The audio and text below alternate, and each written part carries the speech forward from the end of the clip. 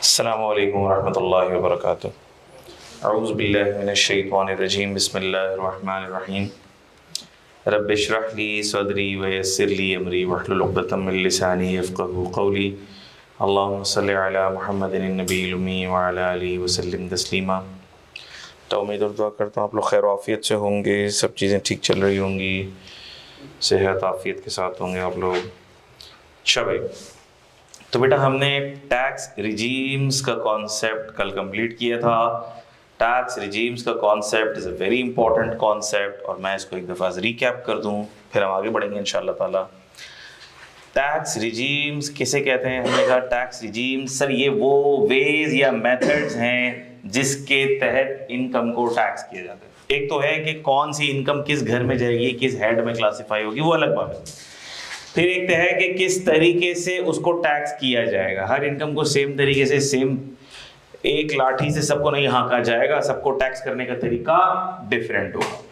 तो क्या डिफरेंट होगा, कैसे डिफरेंट होगा, तो हमने कहा उसके लिए मोटी मोटी टैक्स रिजीम्स को 3 कैटेगरीज में क्लासिफाई किया जाता है। Final tax regime, minimum tax regime और नॉर्मल टैक्स रिजीम। अच्छा, इसको बताने के लिए कुछ और टेक्निकलिटीज़ भी हैं इसमें, लेकिन आपके समझने के लिए जितना काफ़ी है, इस स्टेज पे जितना समझ आ सकता है मैंने उसके हिसाब से आपको समझाया। Final tax regime, minimum tax regime, normal tax regime. सबसे पहले मैंने आपको समझाया कि नॉर्मल टैक्स रिजीम की खुसूसियात क्या हैं। नॉर्मल टैक्स रिजीम में सारे हेड्स ऑफ इनकम की नॉर्मल नजर आने वाली इनकम को हम ऐड कर देते हैं। इनकम निकलती कैसे है सर? हमने कहा इनकम निकलती ऐसे है कि हर हेड ऑफ इनकम की जो भी ग्रॉस प्रोसीड्स होती हैं, रेवेन्यू, टर्नओवर, प्रोसीड्स जो भी होती है, उसमें से क्या लेस कर दो भाई? एक्सपेंसेस लेस कर दो। एक्सपेंसेस लेस कर दो तो जो इनकम आती है वो उस हेड ऑफ इनकम की इनकम होती है। जब आप सारे हेड्स ऑफ इनकम की इनकम को और साथ में एग्जेम्प्ट इनकम को भी, ये हेड ऑफ इनकम की तो नहीं है, हाँ नहीं है, हेड ऑफ इनकम तो नहीं है, लेकिन फिर भी माल तो मिल रहा है ना, एग्जेम्प्ट इनकम तो है ना। अच्छा जी सर है तो सही। तो भाई इन सब को जब तुम सम करोगे तो क्या निकल के आ जाएगा? Total income, sum of normal incomes under all heads of income, और साथ में ऐड क्या भी कर दो, एग्जेम्प्ट इनकम भी ऐड कर दो, तो इन सब का सम क्या निकल के आ जाएगा? Total income. टोटल इनकम में से फिर एग्जेम्प्ट को लेस कर दो, एग्जेम्प्ट को लेस कर दो क्योंकि उस पर टैक्स तो लगना नहीं है, और एक और चीज भी लेस कर दो। क्या लेस कर दो? Deductible allowances. सर ये डिडक्टेबल अलाउंसेस क्या होता है? ये टैक्स पेयर का बेनिफिट होता है, उसके फायदे की बात है, फायदे की चीज है। सर ये फायदे की चीज है तो ये एक्सपेंसेस भी तो लेस हुए थे, क्या ये भी फायदे की चीज है? जी ये भी फायदे की चीज है, टैक्स की दुनिया के हिसाब से फायदे की चीज है। वैसे अगर किसी का खर्चा बढ़ जाए, बिजनेस का खर्चा बढ़ जाए, तो ये नहीं बोलेगा अल्लाह का शुक्र है मेरा बहुत खर्चा बढ़ गया, मेरा बहुत फायदा हो गया, नहीं ऐसा नहीं होगा। लेकिन टैक्स की दुनिया के पर्सपेक्टिव से, टैक्स की दुनिया के पर्सपेक्टिव से अगर खर्चा हो गया तो टैक्स की दुनिया में नेमत है। टैक्स की दुनिया के हिसाब से क्या है? नेमत है। बात समझ आ रही है?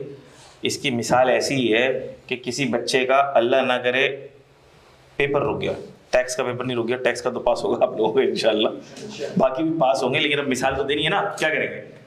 तो कोई पेपर आपका रुक गया, मिसाल के तौर पर कैफ 9 रुक गया, वो है ही नहीं तो रुकेगा ही नहीं भाई। कैफ 1 से लेकर 8 तक ही पर्चे है ना, कैफ 9 तो है ही नहीं तो रुकेगा ही नहीं। लेकिन हम मिसाल के लिए ले लेते हैं कैफ 9 आपको रुक गया। अब भाई कैफ 9 का पर्चा रुक गया कैफ 9 का पर्चा, तो अब वो सीए फाइनल में नहीं जा पा रहा, तो क्या ये पेपर का रुकना अच्छी बात है? अच्छी बात तो नहीं है, ये तो बहुत बुरी बात है सर। वो तो रोएगा, तकिए में मुंह दे के रोएगा, जलील अलग होगा, घर में वालिदैन से अलग जलील होगा, दोस्तों के अंदर अलग जलील होगा, अच्छी बात तो नहीं है। लेकिन फिर किसी ने उसको बोला कि अब ये जो 6 महीने हैं तुम्हें पढ़ाई में आसानी हो गई। क्यों भाई पढ़ाई में क्यों आसानी हो गई? यार जो पेपर तुमने पढ़ा हुआ था वही तुम्हें दोबारा पढ़ना है, तो देखो तुमको कितनी आसानी हो गई। उन्होंने कहा हाँ, अगर हम अब पढ़ाई की आसानी की पर्सपेक्टिव से अगले 6 महीने की बात करेंगे तो बोलेंगे हाँ यार इसको पढ़ाई में तो बहुत आसानी हो गई। लेकिन क्या ये वो अच्छी बात है? क्या ये रियल लाइफ में वो अच्छी बात है पेपर को रुक जाना? हमने कहा नहीं नहीं ऐसी बात। तो हम ये देख रहे हैं कि हम किस नजरिए से क्या बात कर रहे हैं, हम किस नजरिए से क्या बात कर रहे हैं। हम ये कह रहे हैं कि हाँ सर 6 महीने जो पढ़ना है अब उसमें आसानी हो गई, पहले ही पढ़ा हुआ है, उसी को दोबारा पढ़ना है, एक ही पर्चा है, तो आसानी हो जाएगी। तो मैं इसीलिए कह रहा हूँ टैक्स की दुनिया में एक्सपेंस का मिल जाना अच्छी बात है, बुरी बात है? अच्छी बात है। लेकिन वैसे आम जिंदगी में एक्सपेंस का होना कोई अच्छी बात नहीं है, लॉस का होना कोई अच्छी बात नहीं है। हाँ सर लॉस आएगा ना, अच्छा टैक्स बच जाएगा। अच्छा तो टैक्स बचाने के लिए कोई लॉस करता है? भाई मिसाल के तौर पर किसी का लॉस आ गया तो टैक्स बच गया, वो लॉस आ गया तो वो तो बेचारा कंगाल भी तो हो गया और रोड पे भी तो आ गया, उसके पैसे भी तो सारे वाइप आउट हो गए, इक्विटी भी तो खत्म हो गई, वो नहीं देख रहे तुम? बात समझ आ रही है? अच्छा भाई, तो टैक्स की दुनिया में ये चीजें फायदे की चीजें कहलाती हैं। एक्सपेंस मिल जाना फायदे की बात कहलाती है, लॉस आ जाना भी फायदे की बात कहलाता है। आम जिंदगी में हम देखेंगे कि किसी का लॉस आ जाए तो वो बोलेगा यार क्या कुछ ही से बताएगा, यस याहू मेरा इस साल बहुत अच्छा ज्यादा लॉस आ गया पागल कहेगी दुनिया उसको। हाँ लेकिन टैक्स की दुनिया में अगर लॉस आ गया टैक्स नहीं देना पड़ेगा, उल्टा टैक्स बेनिफिट मिल जाएगा। तो अब क्या वही मुसल्ला बिछा के 2 नफिल पढ़ के अल्लाह से दुआ करेगा, अल्लाह पाक मुझे लॉस दे दे ताकि मुझे टैक्स बेनिफिट मिल जाए? लेकिन नहीं नहीं, ये तो बेवकूफ़ हुआ। लेकिन चूंकि हम पढ़ ही टैक्स के रूल्स रहे हैं, हम पढ़ ही टैक्स की दुनिया की बातें रहे हैं, तो टैक्स की दुनिया के अंदर एक्सपेंस का मिल जाना टैक्स पेयर के फायदे की चीज़ है, क्योंकि इससे उसका टैक्स एक्सपेंस कम आएगा, टैक्स लायबिलिटी कम आएगी। तो अगर मैं ऐसी कोई बात करूं तो इसका ये मतलब नहीं है कि कोई लॉस की दुआएं करेगा। तो जैसे अब टैक्स की दुनिया में एक्सपेंस लेस हो जाना, क्या ये नेमत है, क्या ये फायदे की चीज़ है? जी, क्योंकि जब एक्सपेंस ज़्यादा होगा इनकम कम आएगी, इनकम कम आएगी टैक्स कम होगा। लॉस आ जाना क्या नेमत है? बॉटम लाइन पे लॉस आ गया, जी नेमत है, नेमत है। इनकम फ्रॉम प्रॉपर्टी में मिसाल ले रहा हूँ मैं, इनकम फ्रॉम अदर सोर्सेज में 20 लाख रुपए का गेन आ गया, बिजनेस इनकम में 15 लाख रुपए का लॉस आ गया, तो अब आपको 20 लाख पर टैक्स नहीं देना पड़ेगा ना, 20 से वो 15 क्या हो जाएगा, नेट ऑफ हो जाएगा। तो क्या कोई बंदा ये बोलेगा अल्लाह का शुक्र है बिजनेस में लॉस आ गया? नहीं, वैसे आम जिंदगी में नहीं बोलेगा। लेकिन टैक्स की दुनिया के पर्सपेक्टिव से, टैक्स की दुनिया के पर्सपेक्टिव से वो एक फायदे की चीज लॉस आ जाना, कि टैक्स कम निकलेगा उसकी जेब से, ठीक है।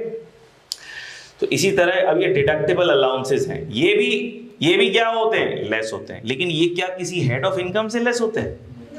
नहीं नहीं सर, हमने कहा ये हेड ऑफ इनकम से लेस नहीं होते, ये टोटल इनकम से लेस होते हैं। So these are the deductions from total income. बात समझ आ रही है? देखो ये बातें बड़ी इंपॉर्टेंट है, तुमको पता भी नहीं है कि मैं आहिस्ता आहिस्ता तुम लोगों को क्या डोज दे रहा हूँ और ये आगे जाके तुमको कितनी हेल्प करेंगी। अभी बस सुनते जाओ, समझते जाओ, जितना बता रहा हूँ उतना समझते चले जाओ। अच्छा भाई, फिर आ गई हमारे पास टैक्सेबल इनकम। टैक्सेबल इनकम नाम से ही जाहिर है ये वो इनकम है कि जिस पर टैक्स लगेगा, जिस पे टैक्स रेट लगेगा। सर टैक्स रेट कौन सा वाला लगेगा? हमने बोला भाई बताओ ये कौन सी रिजीम की इनकम है? नॉर्मल टैक्स रिजीम की इनकम है, तो हमने कहा नॉर्मल स्लैब रेट लगेगा। अच्छा टैक्स रेट कहाँ लिखे हुए होते हैं? वेरी गुड, कितना जबरदस्त बात पता लग गई तुम लोगों को कि टैक्स रेट फर्स्ट शेड्यूल में लिखे हुए होते हैं। अब कोई पूछेगा, हमें नहीं पता फर्स्ट शेड्यूल खोलना कैसे, लेकिन कोई पूछेगा तो लगेगा कि यार बड़ा नॉलेजेबल आदमी है, इसको तो ये भी पता है टैक्स रेट कहाँ लिखे हुए। हालांकि आज तक कभी फर्स्ट शेड्यूल खोल के भी नहीं देखा होगा, लेकिन भरम पड़ेगा ना भाई, कोई बंदा पूछेगा तो इज्जत भी तो चीज़ है ना, कोई होनी चाहिए। अच्छा भाई, फिर मैंने एक और बात बताई थी कि ये जितनी भी फायदे की बातें हैं, डिडक्टेबल अलाउंसेस और टैक्स क्रेडिट्स, जो फायदे की बातें हैं वो फायदे की बातें कहाँ लिखी हुई हैं? वेरी गुड, सेकंड शेड्यूल में। जोर से बोलो ना भाई, सेकंड शेड्यूल में लिखी हुई है, ये मैंने बताया था। ये सारी बातें सेकंड शेड्यूल में लिखी, टैक्स सेकंड शेड्यूल में भी लिखी होती है, उसके अलावा भी लिखी होती हैं। अब टैक्स क्रेडिट उसके अलावा भी लिखा हुआ है, सेक्शन 60 के अंदर भी टैक्स क्रेडिट मिलता है। तो अब ऐसी बात नहीं है कि आप बोलो सर फायदे की बातें तो ये शेड्यूल में होना चाहिए। नहीं, फायदे की बातें सेक्शंस में भी मिलेंगी, शेड्यूल में भी मिलेंगी, लेकिन एक शेड्यूल खास फायदे ही का शेड्यूल है, सेकंड शेड्यूल कहते हैं उसको, ठीक है। अच्छा भाई, तो हमने कहा सर नॉर्मल टैक्स लायबिलिटी है तो टैक्सेबल इनकम निकलेगी। टैक्सेबल इनकम पर फिर हम फर्स्ट शेड्यूल के रेट्स लगा देंगे, normal slab rates, normal slab rates लगा देंगे। आज हम नॉर्मल स्लैब रेट को लगाना सीखेंगे। अभी हमारा सबसे पहला टारगेट है हम नॉर्मल स्लैब, ये आपको जो मैंने दिए, तो आज हम ये टैक्स लायबिलिटी कैलकुलेट करना सीखेंगे। इसलिए मैंने आपको टैक्स रेट कार्ड दे दिए हैं, ताकि कल को कोई आपको अपनी सैलरी बता के पूछे कि भाई मेरा टैक्स कितना निकलेगा, तो आप शर्मिंदा ना हो ना यार। आप बोले यार मैं टैक्स पढ़ रहा हूँ, फिर बोले यार चलो बताओ मेरी इनकम 2 लाख रुपए, मेरी इनकम 20 लाख रुपए, टैक्स तो निकाल के दिखाओ कितना निकलेगा। बोले यार वो तो नहीं पता, नहीं है। तो थोड़ा सा आज हम टैक्स निकालना सिखाएंगे आपको, सही। अच्छा भाई, तो ये टैक्स की बेनिफिट्स की बातें हैं, ये इसका पूरा अलग चैप्टर है, चैप्टर नंबर 2, इसमें हम पढ़ेंगे, तसल्ली के साथ पढ़ेंगे। तो इसका मतलब क्या हुआ, ये सारी बातें देखकर हमने फिर नॉर्मल टैक्स रिजीम की खुसूसियात को समराइज किया। क्या समराइज किया हमने? कहा नॉर्मल टैक्स रिजीम कैसी टैक्स रिजीम है? Sum of incomes under all heads of income, सारे हेड्स ऑफ इनकम में जो सम आती है, जो इनकम आती है ना, उस सबको आप सम कर दो और उसमें से क्या भी लेस कर लो, फिर डिडक्टेबल अलाउंस। अच्छा, इसका मतलब कि उसमें से एक्सपेंसेस लेस होंगे? जी होंगे। इसका मतलब कि उसमें लॉस भी आ सकता है? जी आ सकता है, और लॉस पे किसी से एडजस्ट सेट ऑफ भी हो सकता है, जो लॉस के रूल्स हैं उसके हिसाब से देखेंगे, पूरा इसके ऊपर चैप्टर है। डिडक्टेबल अलाउंसेस लेस हो सकते हैं? जी, टोटल इनकम में से लेस हो सकते हैं। टैक्स क्रेडिट लेस हो सकते हैं? जी हो सकते हैं। एडवांस टैक्स भी एडजस्टेबल होगा।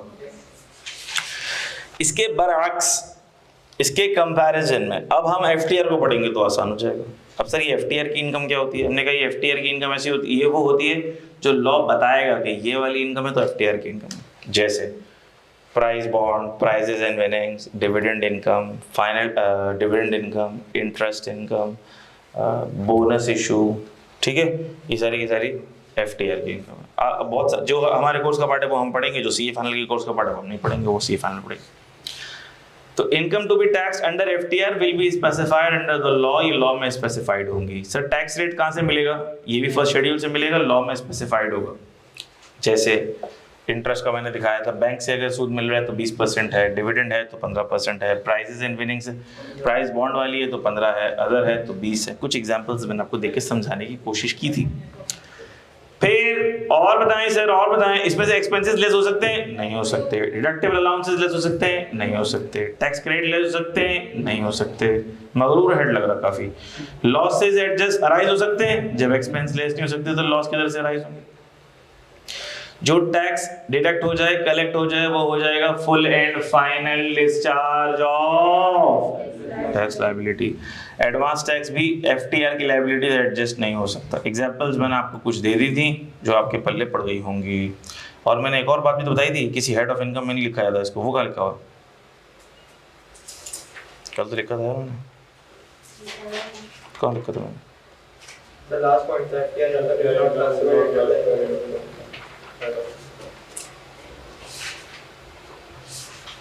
नहीं यार, एफटीआर में नहीं लिखा हुआ, क्यों नहीं लिखा, भूल गया मैं। डिडक्टेबल अलाउंसेस तो लिखो ही इसको। FTR income will not form, अच्छा मैं तो लिख लेता हूँ, सही। वो मैंने सेप नहीं, पता नहीं कहाँ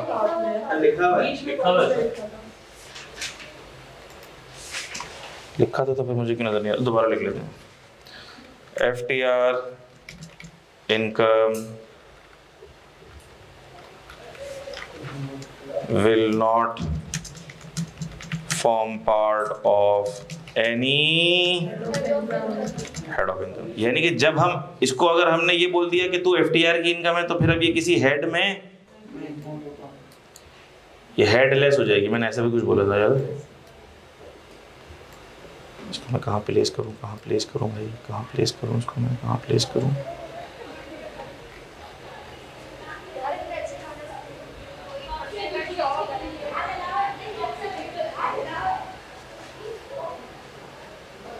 ठीक है, चलो यहाँ लिख दिया, इसको भी देख लेंगे। अच्छा,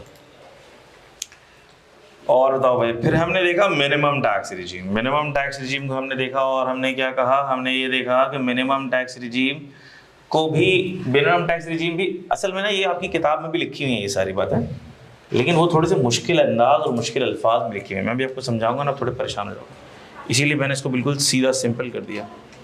बेटा ये दे देते हो, बेटा दे देते हो जिसको नहीं मिला हुआ, प्लीज़ जज़ाकल्लाह।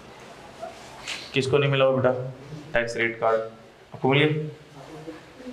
अच्छा भाई, मिनिमम टैक्स रिजीम वाली इनकम कौन सी है? लॉ में बताया जाएगा, ये मिनिमम टैक्स रिजीम में चार्जेबल टू टैक्स होगी। अच्छा, लेकिन मिनिमम टैक्स रिजीम में जो भी इनकम चार्जेबल टू टैक्स होती है, उसके साथ एक खुसूसियत लगी हुई है कि वो नॉर्मल भी है और मिनिमम भी है, क्योंकि वो नॉर्मल में भी कंपेयर होगी और मिनिमम में भी। मिनिमम का मतलब ये है कि वो नॉर्मल से कंपेयर होगी, तो वो नॉर्मल में ऑटोमेटिकली फॉल कर गई। सही है, नॉर्मल का एक्स्ट्रा फीचर उसके साथ लगा हुआ है। tax under NTR will be compared with the normal tax regime and the higher amount will become the tax. इसको फिर मैंने आपको समझाने की कोशिश की थी किसके थ्रू। मैंने कहा था लोकल सेल्स है और एक्सपोर्ट सेल्स है, तो एक्सपोर्ट सेल्स के ऊपर मिनिमम टैक्स रिजीम अप्लाई होती है। फिर मैंने एक और एग्जांपल के थ्रू आपको समझाया था, कहाँ चला गया ये रहा। फिर मैंने आपको बताया था सेक्शन 113, ये एक और तरह का मिनिमम टैक्स होता है जो मिनिमम टर्नओवर टैक्स कहलाता है। ये भी एक तरह, मिनिमम टैक्स की बहुत सारी एग्जांपल्स है और मिनिमम टैक्स क्वेश्चन को बहुत कॉम्प्लेक्स कर देता है। ये सीए फाइनल का पार्ट है, आपके कोर्स का पार्ट नहीं है मिनिमम टैक्स। आपके कोर्स में मिनिमम टैक्स बहुत चुनना सा है, वो हम पढ़ लेंगे, लेकिन सीए फाइनल में बहुत सारा है। बहुत सारे से मुराद सारा है, बहुत सारा नहीं है, जितना भी है वो सब सारा है। तो जब वो सब मिल के आती हैं चीज़ें तो बहुत कॉम्प्लेक्स हो जाती है। आपके लिए अच्छी बात ये है कि इट्स ईजियर फॉर यू, ठीक है।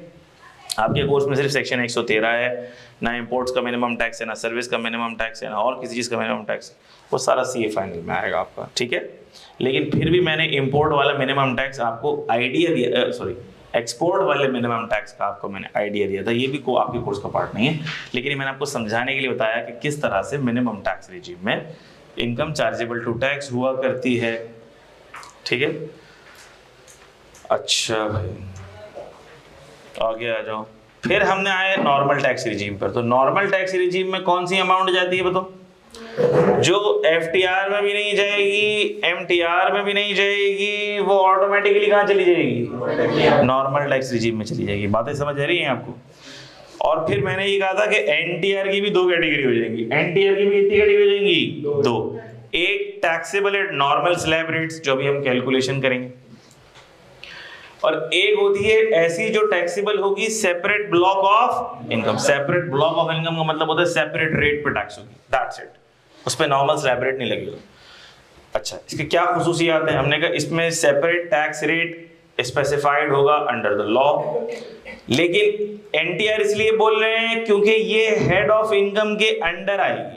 पहली बात, टैक्सेबल इनकम का पार्ट तो नहीं बनेगी, टैक्सेबल इनकम से तो हम इसको हटा देंगे, क्योंकि अगर हमने इसको टैक्सेबल इनकम का पार्ट बना दिया तो फिर स्लैब रेट का रेट लग जाएगा ना गलती से इस पे, क्योंकि टैक्सेबल इनकम के ऊपर तो हम नॉर्मल स्लैब रेट लगाते हैं, तो हमें इसको टैक्सेबल इनकम से हटाना पड़ेगा। फिर हमने कहा कि इसमें से जो स्पेसिफाइड एक्सपेंसेस हैं वो हमें लेस करने के लिए जो लॉ बोलता है वो हम लॉ कर सकते हैं। सर क्या इसमें से डिडक्टेबल अलाउंसेस और टैक्स क्रेडिट्स लेस होंगे? नहीं होंगे। और फिर मैंने इसकी कुछ एग्जांपल दी आपको कि गोल्डन हैंडशेक पेमेंट या कैपिटल गेन ऑन सिक्योरिटीज। ठीक है भाई, यहाँ तक की बातें सबको समझ आती हैं। अब हम नॉर्मल टैक्स रेट्स को अप्लाई करना सीखेंगे कि कैसे हम स्लैब रेट्स को अप्लाई कर सकते हैं। ठीक है, अच्छा ये तो हमने टैक्स रिजीम की एग्जांपल देखी थी, और अब हम करेंगे एनटीआर कैलकुलेशन। अब हम नॉर्मल टैक्स रिजीम में टैक्स को अप्लाई करना सीखेंगे। सही है, आ जाओ अब हम अप्लाई करना सीखेंगे। तो आप लोगों के पास, सबके पास रेट कार्ड्स हाथों में मौजूद हैं, ठीक है। और जो ऑनलाइन वाले बच्चे हैं उनको स्क्रीन पे टैक्स रेट कार्ड नज़र आ जाएगा, तो मसले की बात नहीं है। फोल्डर में तो वैसे ही पड़ा हुआ है, आपके पास मौजूद है, डेटा माल आपके पास पूरा मौजूद है। सही। अच्छा भाई, अब हम स्लैब रेट्स को थोड़ा अप्लाई करना सीखते हैं। वैसे तो मैंने कुछ ना कुछ बता दिया था, लेकिन अब हम टैक्स रेट कार्ड को अगर देख लें, टैक्स रेट कार्ड को हम देखें तो हमारे पास जो मेन स्लैब रेट्स हैं, स्लैब रेट्स हमारे पास दो बॉक्सेस में डिवाइडेड हैं। कितने बॉक्सेस में डिवाइडेड है बताओ? दो बॉक्सेस में डिवाइडेड है। एक बॉक्स है हमारे पास tax rate for individuals and AOP other than salaried. जो सैलरीड नहीं होगा उस पे ये रेट लगेगा, अदर देन सैलरीड। और एओपी पे भी यही रेट लगेगा। एओपी किसको बोलते हैं? आपके लिए आसान कर देता हूं मैं, एओपी अभी के लिए मैं आपको आसान कर देता हूं। एओपी किसको कहते हैं? एओपी कहते हैं पार्टनरशिप फर्म्स, पार्टनरशिप्स और जॉइंट वेंचर्स।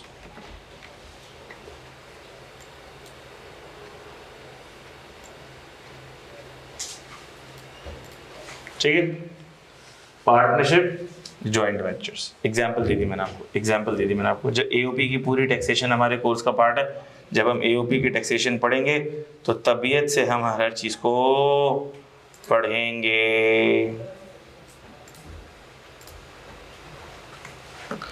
अच्छा भाई,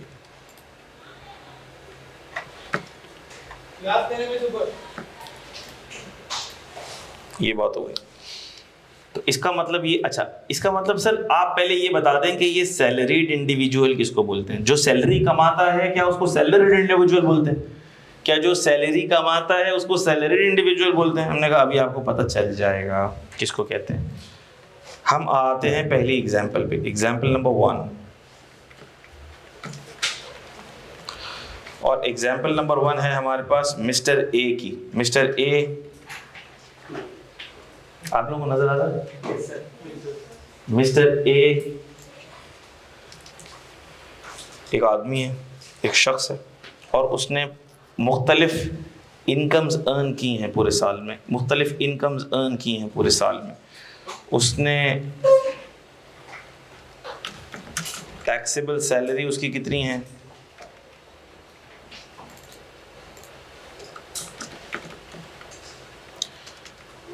taxable income from other sources,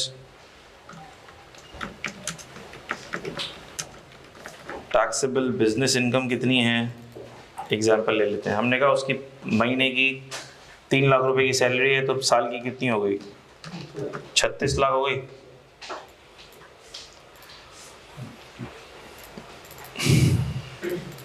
और उसने other sources, income from other sources भी पूरे साल में कमाई है 6 लाख रुपए की, और वो सैलरी भी कमाता है, और शाम के अंदर उसने अपने खर्चे पूरे करने के लिए छोटा मोटा ढाबा भी खोल लिया है, बिजनेस इनकम भी आती है इसकी। उसने बोला भाई ढाबा खोल लेते हैं, तो उसकी साल की 12 लाख रुपए बिजनेस इनकम भी आती है। अच्छा मैंने निकाली है taxable salary, taxable IFOS, taxable business income. इसका मतलब ये है कि यूँ समझ लो कि नेट ऑफ एक्सपेंसेस है ये, यानी कि बिजनेस रेवेन्यू में से एक्सपेंसेस लेस करने के बाद जो taxable business profit before tax, जिसको आप लोग आम जुबान में बोलते हो, टैक्सेबल बिजनेस इनकम आ गई है। सही है, ये आ गई। अब मैंने इसको सम कर दिया, तो वैसे अगर मैं इसको सम कर दूं, अगर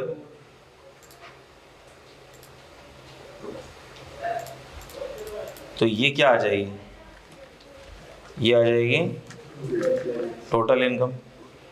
फिर मैं इसमें से लेस कर लूं डिडक्टेबल अलाउंसेस। हमें नहीं पता कौन से डिडक्टेबल अलाउंसेस हैं, मैंने ऐसे ही लिख दिया डिडक्टेबल अलाउंसेस लेस हो गए। मिसाल ले रहा हूं मैं, लाख रुपए के डिडक्टेबल अलाउंसेस आपने लेस कर दिए। अच्छा सर, लाख रुपए के डिडक्टेबल अलाउंसेस लेस कर दिए, तो अब हमारे पास आ गई, ये क्या आ गई बताओ? वेरी गुड, ये आ गई हमारे पास टैक्सेबल इनकम। ठीक है, ये हमारे पास आ गई टैक्सेबल इनकम। यहां तक सबको क्लियर? ये आ गया हमारे पास टैक्सेबल इनकम। अच्छा, तो ये हमने टैक्सेबल इनकम की कंप्यूटेशन कर ली कंप्यूटेशन। अच्छा, अब हम करेंगे कंप्यूटेशन ऑफ टैक्स लायबिलिटी। ये हमने कर ली, और हमने इसको नाम दे दिया कंप्यूटेशन ऑफ टैक्सेबल इनकम। अच्छा सर, नाम दे दिया आपने कंप्यूटेशन ऑफ टैक्सेबल इनकम। अब हम क्या कंप्यूट करेंगे बोलो? Computation of tax liability. ठीक है। अच्छा, कंप्यूटेशन ऑफ टैक्स लायबिलिटी को जैसे ही हम शुरू करने लगेंगे ना, सबसे पहले हमने एक डिसीजन लेना है। क्या लेना है? डिसीजन क्या लेना है कि ये सैलरीड है या ये नॉन सैलरीड है, सैलरीड है या नॉन सैलरीड है। तो सर ये सैलरी नज़र आ रही है ना, तो ये सैलरीड हो गया। हमने कहा नहीं, इस तरह से सैलरीड नहीं होता। तो सर फिर कैसे होता है? सैलरीड है या नॉन सैलरीड है, ये निकालने के लिए आपको एक कैलकुलेशन करनी पड़ती है। क्या कैलकुलेशन करनी पड़ती है? आपको कैलकुलेशन ये करनी पड़ती है कि टैक्सेबल सैलरी है ना, इसको डिवाइड करना पड़ता है टैक्सेबल इनकम से। जब आपने टैक्सेबल सैलरी को डिवाइड किया टैक्सेबल इनकम से तो कितना परसेंट निकला जरा बताओ? 67.9% निकला। अच्छा, अगर ये हो पूरा 75, कितना हो? पूरा 75 हो, तब भी सैलरीड नहीं बनेगा। ये सैलरीड कब बनेगा? ये सैलरीड तब बनेगा जब taxable salary divided by taxable income 75% से ज्यादा हो। पूरे 75 पर भी ये सैलरीड केस नहीं बनेगा। तो क्या ये केस सैलरीड केस है? ये केस सैलरीड केस नहीं है। अच्छा, जब ये केस सैलरीड केस नहीं है तो ये कौन सा हो गया? ये हो गया नॉन सैलरीड केस। ये क्या हो गया? Non salaried case. अब जरा देखते हैं रेट कौन से देखेंगे हम।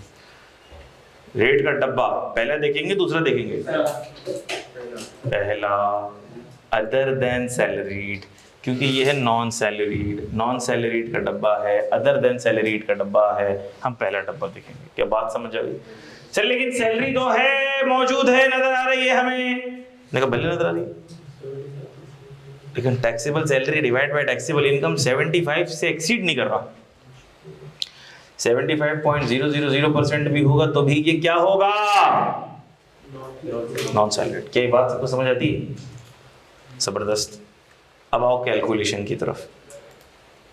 टैक्सेबल इनकम कितनी है? 53 लाख रुपीस है। कितनी है?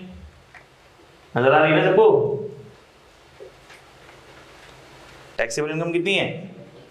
53 लाख रुपीस। अब आप लोगों के पास रेट कार्ड मौजूद है, मुझे जरा बता दो कि अगर 53 लाख रुपीस टैक्सेबल इनकम है तो वो कौन से स्लैब में फॉल करेगी? Very good. इधर इधर तो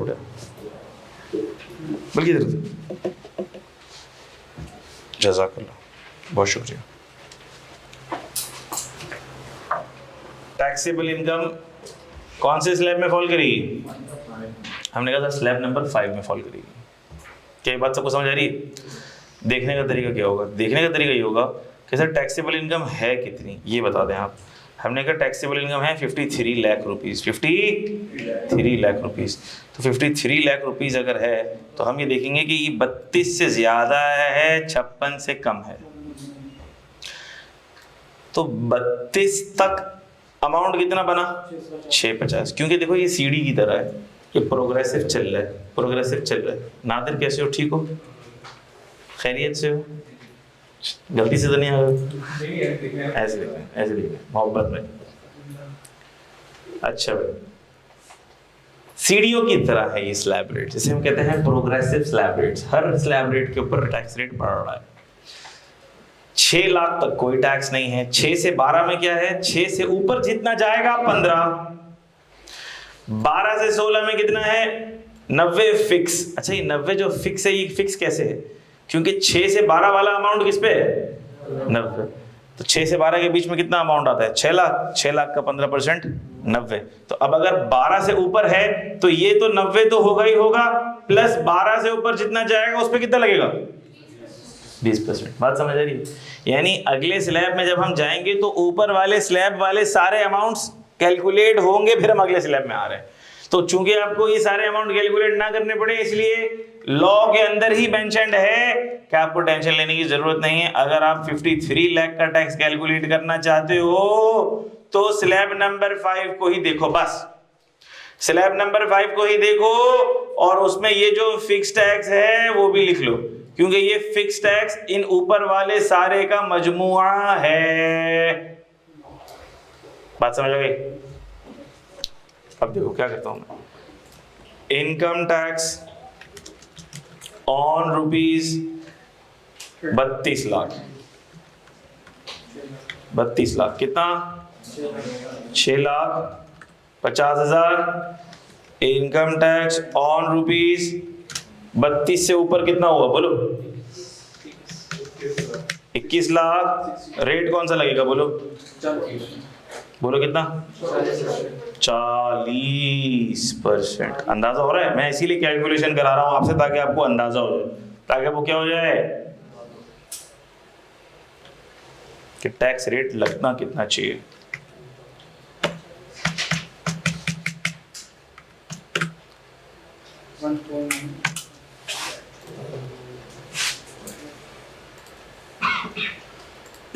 कितना बना टैक्स? 14 लाख। कितना कमाया? 53 लाख। और 53 लाख पर टैक्स कितना बन गया? 14,90,000 रुपए। क्या ये आपको स्लैब रेट से टैक्स निकालना आ गया? अभी कोई टैक्स क्रेडिट, चलो मिसाल ले लो, है कोई है टैक्स क्रेडिट, चलो ये भी ले लेते हैं। ये जो अमाउंट आई है, ये आई है gross tax liability as per slab rates. ठीक है, ये gross tax liability as per slab rates आ गई। उसके बाद मैं इसमें से कुछ लेस कर दूंगा, टैक्स क्रेडिट्स लेस कर दूंगा। मुझे नहीं पता, अभी कैलकुलेट करना भी नहीं आते हैं मैंने ऐसी अंदाजे से मैंने कहा लाख रुपए, चलो टैक्स क्रेडिट लेस हो जाएंगे। जब टैक्स क्रेडिट लेस हो जाएंगे तो फिर क्या आ जाएगी बोलो? हमने कहा सर फिर ये आ जाएगी दर हकीकत में टैक्स लायबिलिटी। क्या आ जाएगी? Tax liability. तो सर क्या ये टैक्स लायबिलिटी हमें साल के आखिर में पे करनी पड़ेगी? जब हम रिटर्न ऑफ इनकम जमा कराएंगे, अपना रिटर्न ऑफ इनकम जब जमा करेंगे तो हमें ये वाली लायबिलिटी पे करनी पड़ेगी? हमने कहा आइडियली यस, लेकिन ये वाली लायबिलिटी अब पे नहीं करते। वजह इसलिए नहीं करते क्योंकि आपने पूरे साल में मुख्तलिफ जगहों के ऊपर थोड़ा थोड़ा टैक्स पे किया हुआ होता है। कहीं बिजली के बिल पे किया हुआ है, कहीं अपने मोबाइल फ़ोन के कार्ड्स पे किया हुआ है, कहीं इंटरनेट के बिल्स पर किया हुआ है। बहुत सारी जगहों पर आपने बिल पर टैक्स पे किया हुआ होता है, जिसे हम कहते हैं एडवांस टैक्सेस। ठीक है, या मिसाल के तौर पर सैलरी के ऊपर आपके एम्प्लॉयर ने पहले से ही टैक्स काटा हुआ है। अभी हम जब सैलरी पढ़ेंगे तो ये सारी बातें, बड़ी बड़ी बातें हम तब पढ़ेंगे। क्या बड़ी बड़ी बातें पढ़ेंगे कि अगर किसी की 3 लाख रुपए की सैलरी है ना, तो उसको 3 लाख रुपए बैंक अकाउंट में नहीं आ रहे होंगे। सर बैंक अकाउंट में 3 लाख रुपए क्यों नहीं आ रहे होंगे? इसलिए नहीं आ रहे होंगे क्योंकि जो इसका एम्प्लॉयर उसको सैलरी देगा, एम्प्लॉयर के ऊपर पीछे एफबीआर डंडा लेके खड़ा हुआ है एम्प्लॉयर के पीछे। प्लस जब भी तू सैलरी देगा, टैक्स काट के सैलरी देगा, टैक्स काट के सैलरी देगा। अब वो टैक्स का अमाउंट जितना भी होगा वो टैक्स काट के सैलरी देगा। तो क्या हमें सैलरी पूरी मिलेगी? नहीं। इसका मतलब हमने तो सर हर महीने सैलरी का टैक्स पहले ही कटवा दिए, तो क्या ये पूरी टैक्स लायबिलिटी मुझे पे करनी पड़ेगी? हमने कहा नहीं भाई, एडवांस टैक्सेस जो भी हैं, एडवांस या विद होल्डिंग टैक्सेस, वो जो भी आपने पूरे साल में प्रीपेड कर दिए, तो मैं क्या इसको आसानी के लिए कह सकता हूँ कि आपने पूरे साल में जो टैक्सेस प्रीपे कर दिए, जी प्रीपेड टैक्सेस जो हैं, मिसाल के तौर पर मिसाल ले रहा हूँ सैलरी का विद होल्डिंग टैक्स आपके एम्प्लॉयर ने पहले से काट लिया है। कितना काट लिया है? हमने कहा सर एम्प्लॉयर ने पहले ही से जो है ना हमारे 9 लाख रुपए तो सैलरी में से पहले ही काट लिया। और बताओ, और इसके अलावा अदर्स में डाल दिया मैंने सारा। बिजली के बिल के ऊपर, इंटरनेट के ऊपर और दूसरी चीज़ों के ऊपर आपका टैक्स पूरे साल में कट चुका है 50,000 रुपये। तो हमने कहा सर फिर मैं पेमेंट कितनी करूँगा? रिटर्न ऑफ इनकम के साथ मुझे पेमेंट कितनी करनी पड़ेगी फिर? 4,40,000। तो मैं क्या ये लिख सकता हूँ, net tax payable with return of income. Very good.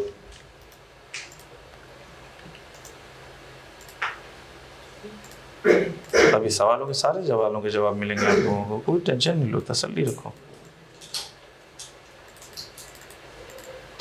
Tax पढ़ते हुए आपको ये ज़रूर सुकून होना चाहिए कि हमारे हर सवाल का जवाब हमें मिलेगा इंशाअल्लाह, अल्लाह के हुक्म से।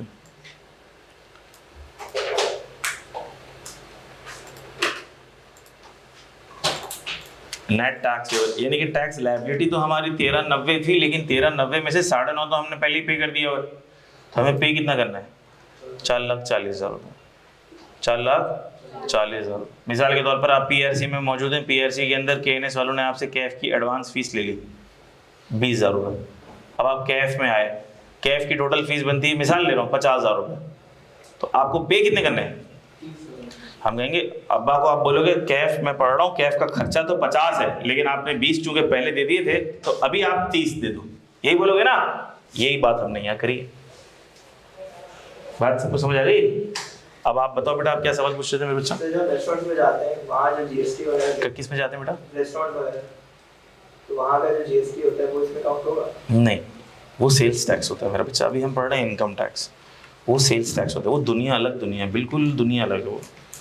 वो अलग दुनिया है, ये अलग दुनिया है, वो काउंट नहीं होगा। मोबाइल कार्ड के अभी उस पर आ रहा हूँ मैं, आ रहा हूँ। आज ही पढ़ेंगे हम, आज ही पढ़ेंगे वो बातें, छोटी छोटी बातें आज पढ़ेंगे, क्योंकि ये बेसिक कॉन्सेप्ट्स है ना, तो ये थोड़ा जब तक आपके दिमाग में क्लियर नहीं करूँगा आपको आगे मज़ा नहीं आएगा। सब क्लियर होने वाला है इंशाल्लाह, आहिस्ता आहिस्ता। अच्छा भाई, तो ये सवाल जो मैंने किया, कैलकुलेशन जो मैंने की, क्या आपके पल्ले पड़ गई? कंट्रोल एस कर दिया मैंने, सेव कर दिया, ये आपके पास आ गया। ये डॉक्यूमेंट आपके पास मौजूद है, लिंक आपके पास आ चुका है। लिंक आप खोलेंगे, आप ये वाली सारी फाइलें डाउनलोड कर सकते हैं, ये अपडेट होती रहेंगी। और ये जो फाइल पे मैं काम कर रहा हूँ, ये क्लाउड के ऊपर ही काम कर रहा हूँ। जैसे ही मैं कंट्रोल एस करूँगा, आपके फोल्डर में अपडेट हो गया काम सारा के सारा। सही। अच्छा भाई, एनटीआर की कैलकुलेशन हमने कर ली। अब हम एक और कैलकुलेशन करते हैं, सैलरीड केस वाली। वो मैं आपसे करवाता हूँ, आप करेंगे और फिर मुझे आप लोग फिगर्स बताएंगे, ठीक है। मैं ये सारी एग्जाम्पल को मैंने यहीं एज इट इज़ कॉपी कर दिया नीचे। ये क्यों ऐसा हो गया? अच्छा, ये नीचे मैंने कॉपी कर दिया, मिस्टर ए की जगह मैंने मिस्टर बी कर दिया, और मैंने टैक्सेबल सैलरी को 3.6 मिलियन की जगह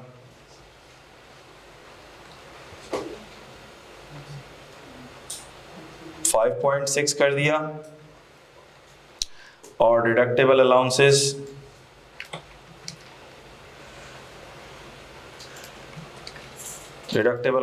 मैंने कर दिए 50,000 रुपए के। अब जरा आप लोग कैलकुलेट करो।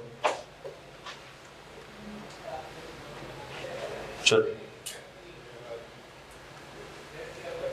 नजर आ रहा है?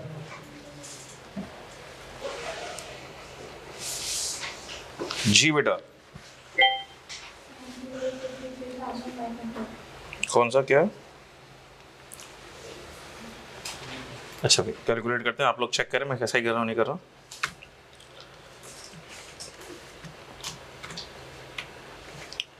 अच्छा भाई, और हमने क्या किया, कर रहे हो जल्दी करो यार। एक बच्चे ने कर लिया, इसका मतलब सब कर सकते हैं। अच्छा भाई, तो यहाँ पर आ गई हमारे पास टैक्सेबल इनकम आ गई। कितनी आ गई भाई? 7350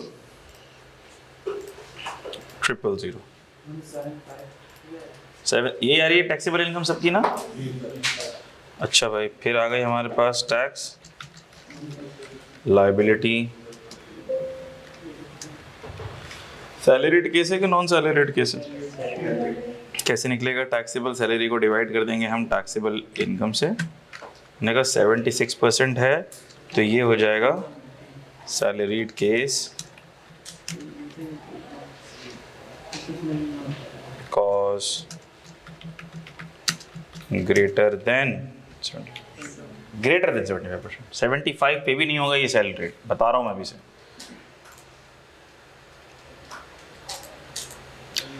अच्छा भाई, इनकम टैक्स ऑन रुपीज बोल दो, कौन सा डब्बा देखे हैं बोलो? सेकंड वाला, लास्ट वाला, 4.1 वाला। तो इनकम टैक्स ऑन रुपीज ने कहा सर 4.1 मिलियन, ये निकला हमारे पास 6,16,000। फिर हमने कहा इनकम टैक्स ऑन रुपीज़ जो बच गया 41 से जितना ऊपर गया वो बना 3,250, यही बना। कितने रेट पे जाएगा बोलो? कितने पे? 35% पे जाएगा भाई। 3250 इंटू 0.35, ठीक है।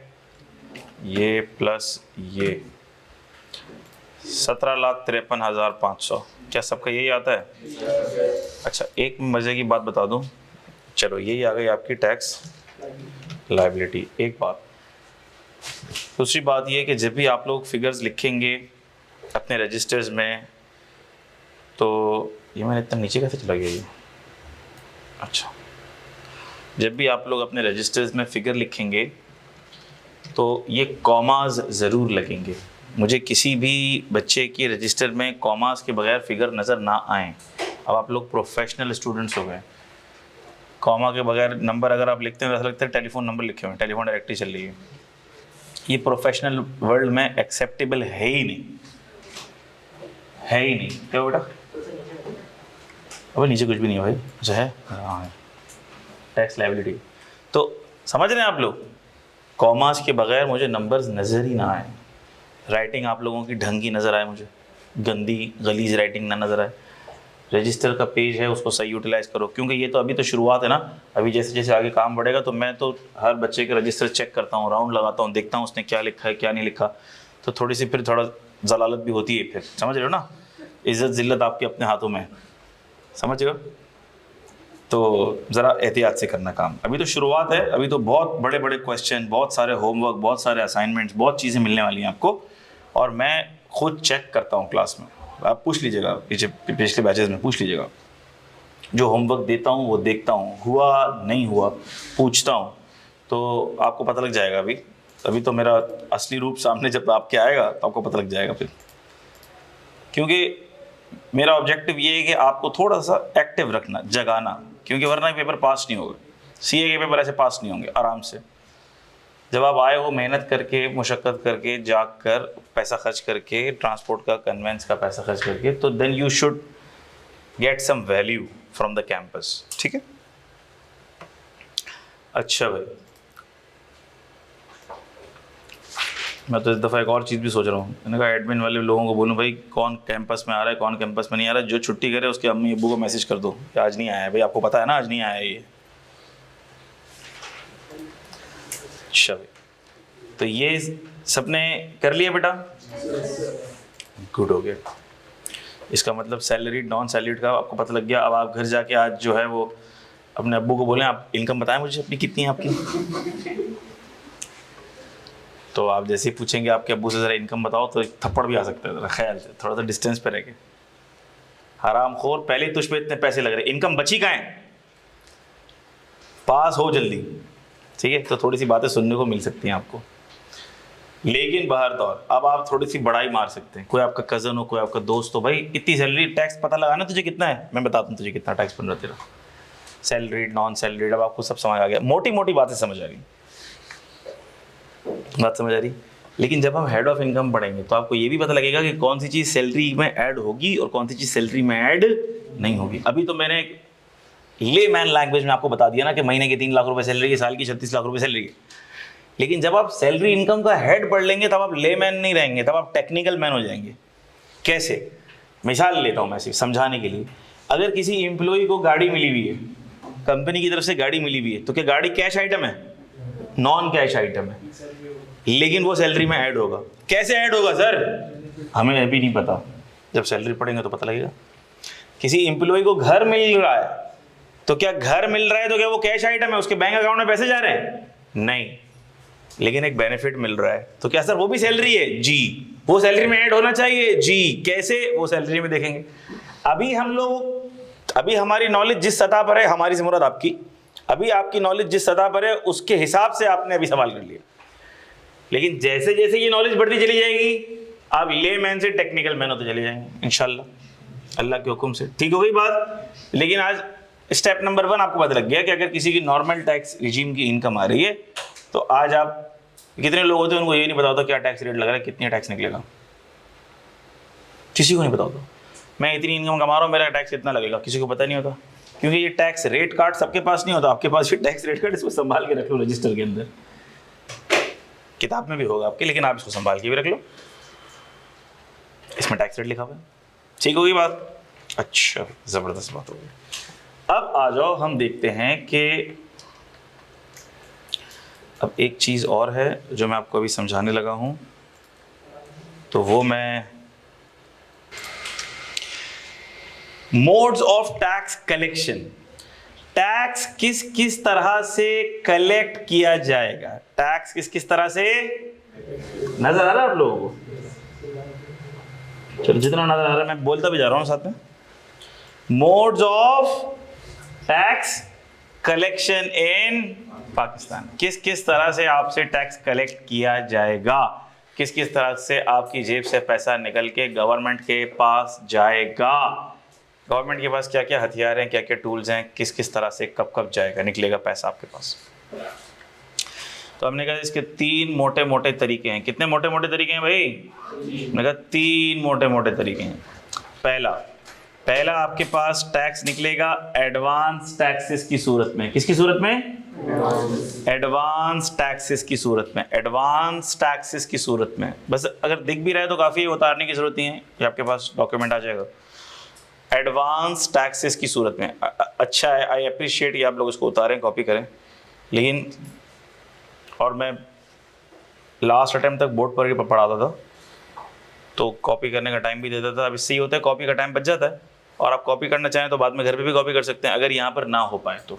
आपके लिए वैसा नहीं, मेरे लिए वैसा नहीं, लेकिन अच्छी बात यह है कि आप रजिस्टर में ज़रूर कॉपी करें। I appreciate this.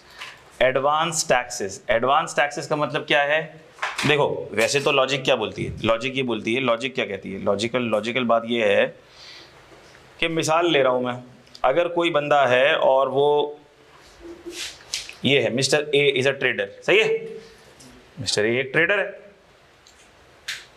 और मिस्टर ए ट्रेडिंग कर रहा है और पूरे साल के अंदर उसका टर्नओवर भी आ रहा है, उसके एक्सपेंसेस भी हैं, एक्सपेंसेस लेस करेगा तो उसका पीबीटी निकल के आएगा, ऐसे ही है ना? तो इनकम है या लॉस है ये कब पता लगेगा? साल के एंड में। गुड। इनकम है भी या नहीं है? लॉस तो नहीं है, और अगर इनकम है तो कितनी है ये कब पता लगेगा? साल के एंड में। इसका मतलब सर साल के एंड में इंतज़ार करना पड़ेगा, हुकूमत बैठी रहेगी इंतज़ार करेगी कि कब इसका भाई का साल ख़त्म होगा और इस भाई की इनकम आएगी भी कि नहीं आएगी, फिर अगर लॉस आ जाएगी तो फिर गवर्नमेंट बोलेगी अच्छा चल तुझे माफ़ किया जा। तो गवर्नमेंट ऐसे चलती है? मुल्क कैसे चलता है? मुल्क कैसे नहीं चलता? गवर्नमेंट तो बोलेगी पहले माल लाओ भाई, हमें मुल्क चलाने के लिए पहले माल चाहिए। अरे भाई अभी तो साल तो ख़त्म होने दो, इनकम तो आने दो, इनकम पे लोगे ना टैक्स। मैं कहा टैक्स तुम पहले से देना शुरू कर दो, इनकम आती है लॉस आता है बाद में देखेंगे, फिर बाद में एडजस्टमेंट करेंगे। बात समझ आ रही है? तो ये तो साल ख़त्म होगा, मिसाल ले रहा हूँ मैं आपको आगे सब पढ़ाऊँगा मैं, सब आप पढ़ भी लेंगे।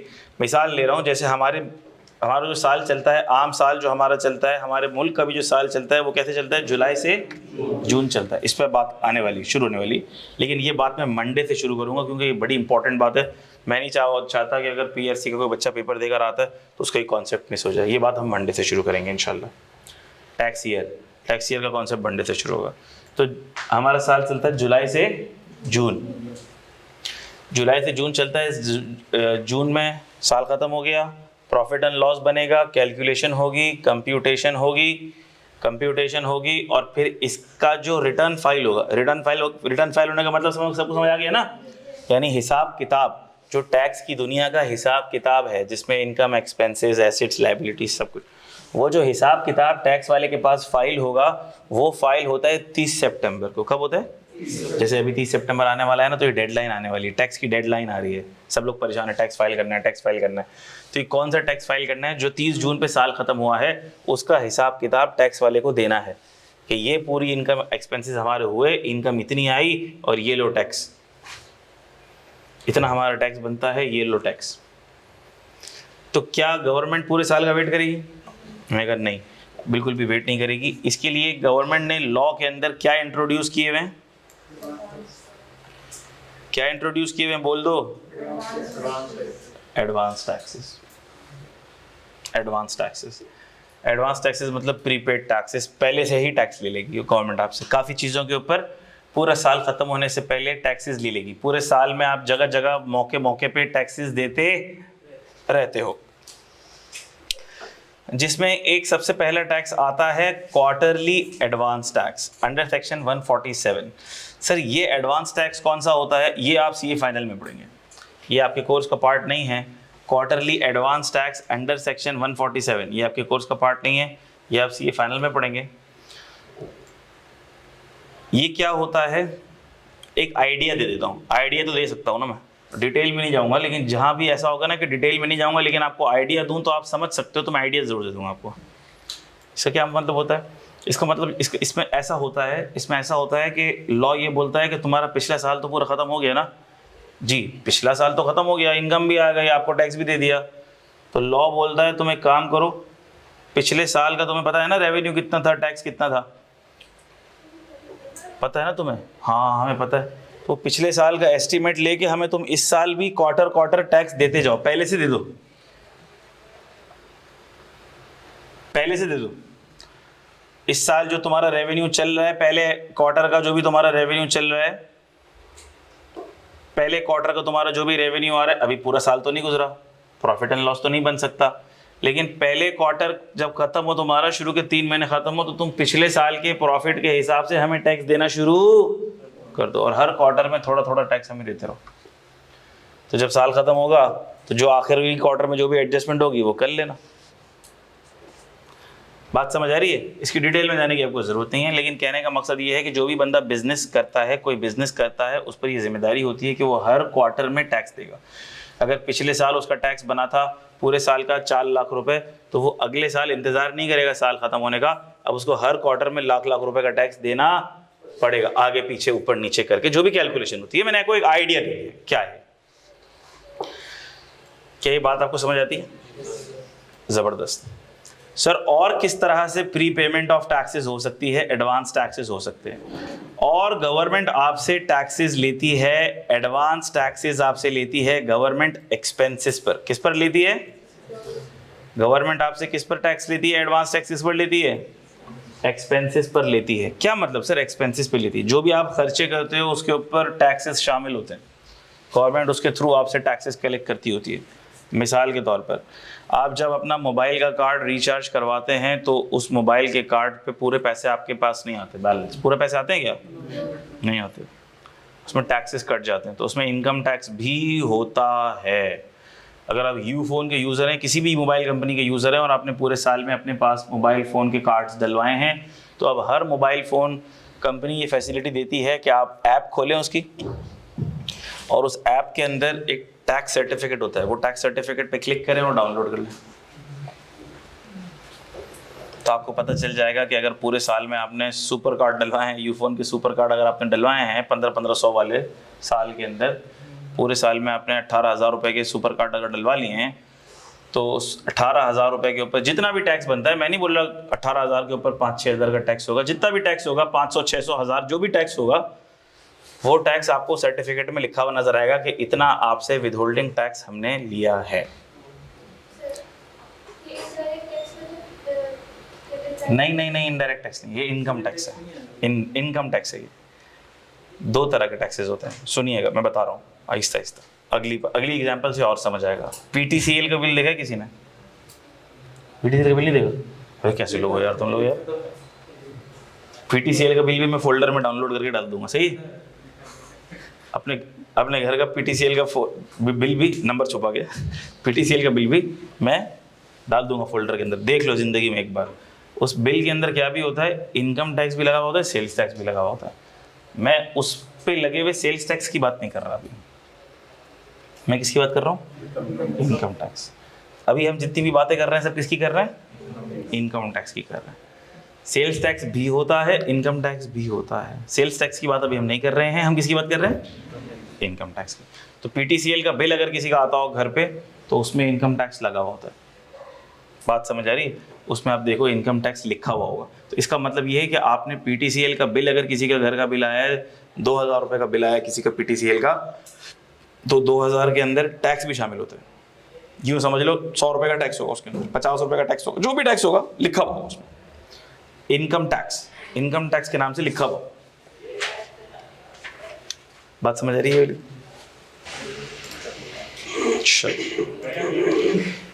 ये देखिए, ये जो बिल खुला है ना, मैं एक सेकंड जरा पहले स्क्रीन भी शेयर कर लूं।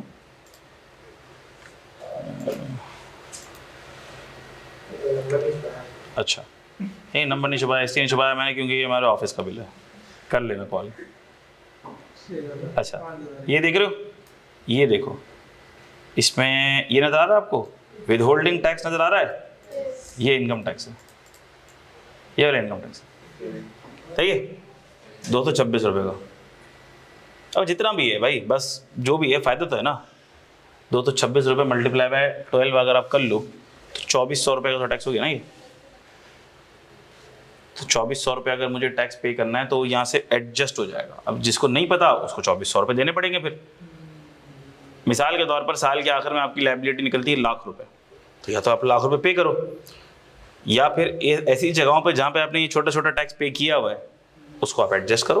एफबीआर खुद नहीं बताती कि नहीं आपने आपको पे हुआ है? नहीं, एफबीआर खुद नहीं बताता। एफबीआर कुछ खुद बताता है, सब नहीं बताता। मैं आपको दिखाऊंगा, मालूमात पोर्टल होता है एक, वो मालूमात पोर्टल के ऊपर भी सारी मालूमात आ रही होती हैं। वो मालूमात पोर्टल भी मैं खोल के दिखाऊंगा, लेकिन अभी नहीं, हर चीज़ आज नहीं बताऊंगा ना मैं। अच्छा, फिर आप ये देख रहे हैं कि ये भी एक आ रहा 570 रुपये। देखो ये है सेल्स टैक्स, ये सेल्स टैक्स। तो मैं जिसकी बात कर रहा हूँ वो किसकी बात कर रहा हूँ? इसकी बात कर रहा हूँ मैं इसकी बात कर रहा हूँ। 226 रुपये। बात समझ आ गई? अच्छा, अब आ जाओ। तो ये मैंने आपको बताया, मोबाइल रिचार्ज पर भी टैक्स होता है, इलेक्ट्रिसिटी बिल्स पर होता है, इसके ऊपर मैं थोड़ा सा आता हूँ, बात करता हूँ आपसे। इंटरनेट बिल्स पर होता है। इंटरनेट बिल्स की भी मिसाल यही वाली है, क्योंकि हमारे ऑफिस में इंटरनेट भी देखो ये PTCL की लगा हुआ है, देख रहे हो? हाँ, ये फ्लैश फाइबर ही लगा हुआ है हमारे पास। तो आपने ये देख लिया कि ये इंटरनेट के ऊपर भी, ये इंटरनेट टेलीफोन दोनों का बिल के दोनों का टैक्स मिलके कितना बन रहा है? 226 रुपये बन रहा है। ठीक है, अब आ जाओ इलेक्ट्रिसिटी बिल्स के ऊपर। इलेक्ट्रिसिटी बिल्स की क्या कहानी है? सर, इलेक्ट्रिसिटी का जो हम बिल पे करते हैं उसके ऊपर भी क्या इनकम टैक्स लगता है? हाँ या ना? इलेक्ट्रिसिटी के बिल पर इनकम टैक्स लगता है?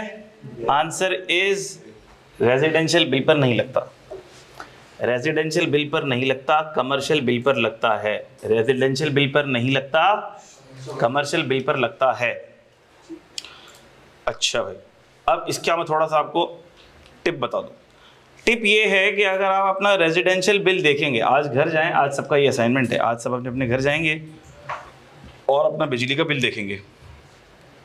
इस महीने वाला मत देखना, जो जून जुलाई जिसमें ज़्यादा गर्मी थी ना, वो वाला बिल देखना जिसमें AC ज़्यादा चले, जिसमें सबसे ज़्यादा बिल आया है। ठीक है, तो रेजिडेंशियल मीटर के ऊपर जो बिल आता है ना, उस पर विदहोल्डिंग इनकम टैक्स आपका नहीं लगना चाहिए। फिर से, उस पर विदहोल्डिंग इनकम टैक्स उस पर, अच्छा सुनना, एक होता है विदहोल्डिंग इनकम टैक्स, एक क्या होता है? Withholding income tax. दूसरा होता है advance income tax.